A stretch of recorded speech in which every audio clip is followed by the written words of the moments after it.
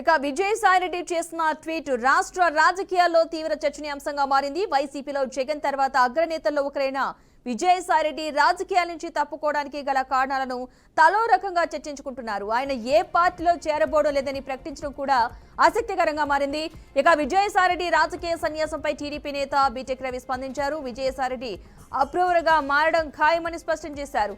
జగన్మోహన్ రెడ్డిపై అనర్హత వేటుపడడం ఖాయమని, పులివెందుల నియోజకవర్గానికి ఉప ఎన్నిక రావడం తథ్యమని పేర్కొన్నారు. ఈ మేరకు బీటెక్ రవి ట్వీట్ చేశారు.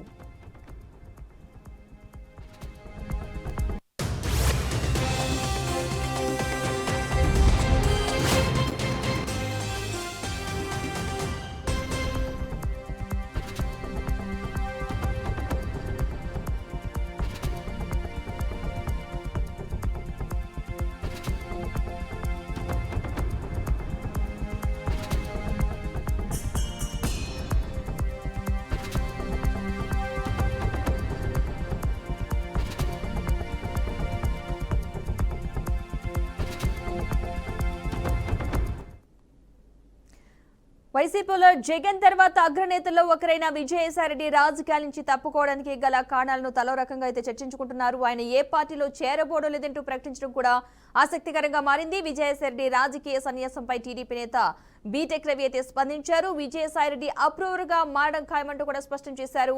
ఇక ఇదే అంశానికి సంబంధించిన పూర్తి సమాచారాన్ని మా ప్రతినిధి కృష్ణ అందిస్తారు. కృష్ణ. Thank you Padma.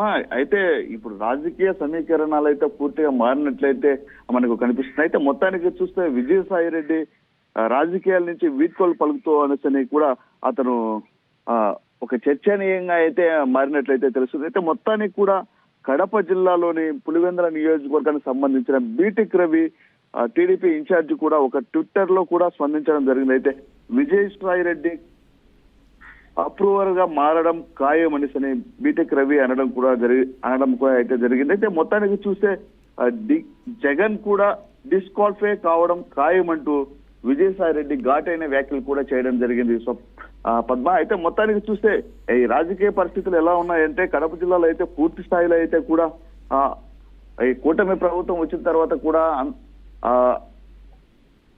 ఏమాత్రం అభివృద్ధి జరగలేదనేసి కూడా వాళ్ళు కూడా ఈ కూటమి నేతలు కూడా అంటున్నారు. అయితే మొత్తానికి చూస్తే విజయసాయిరెడ్డి